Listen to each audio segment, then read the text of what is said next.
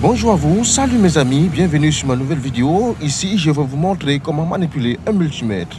Beaucoup d'entre nous ne connaissons pas ce que c'est le multimètre et quelle est son importance. Le multimètre, pour commencer, est un appareil de mesure, donc permet de mesurer la tension et la continuité et beaucoup de résistance, etc.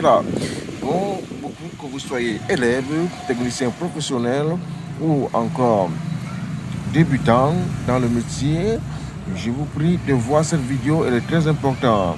Nous avons ici devant nous un multimètre. Ici, nous avons ce que c'est l'important d'un multimètre, je vous ai déjà dit. Bon, pour mesurer un courant, la tension de chez vous, vous constatez que votre maison a une tension un peu faible, ou vous ne savez pas de quoi s'agit-il, ou vous ne savez pas si c'est la tension qui est faible, ou votre appareil ne donne pas, vous ne savez pas. Donc ici, pour mesurer la tension de votre courant à la maison, vous utilisez le calibre 720 qui est ici en courant alternatif.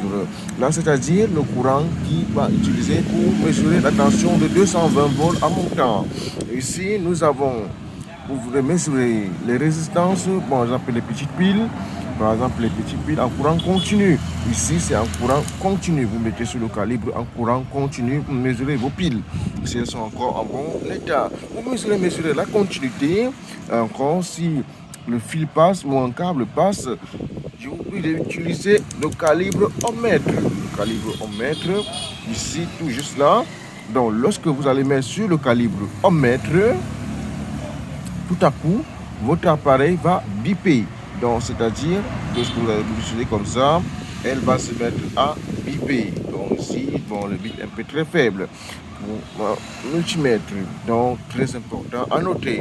Bon, je vais vous montrer, on va faire une astuce simple. On va mesurer un peu une tension de 220 volts ici chez moi. Pour voir. Voilà, j'ai mesuré le calibre 711, le calibre alternatif. Très important. Ainsi, nous allons lire la tension que j'ai ici à domicile. Voilà. J'ai une tension de 230 volts, donc j'ai une très bonne tension. J'ai une tension normale. Donc, c'était pour aujourd'hui. À la prochaine pour une nouvelle vidéo. N'hésitez pas à poser des questions. Si vous en avez des questions, à bientôt.